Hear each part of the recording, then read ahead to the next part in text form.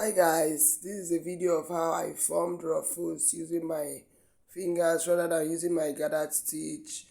So I just use my fingers just like you can see in the video.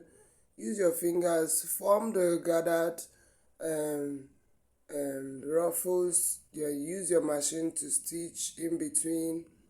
Yeah, just like this. Lift your machine again, form the ruffles again. Form the ruffles using your fingers and stitch again using your machine. Just repeat the process. It is very simple. This is especially for those whose machines are very difficult forming gather stitch. You don't need to worry there. Just go ahead and gather it just like me, like so. Gather it and then you stitch in between. It will still give you the same result. So that's it guys. Thank you for watching. Don't forget to subscribe and turn on the notification bell for more interesting videos.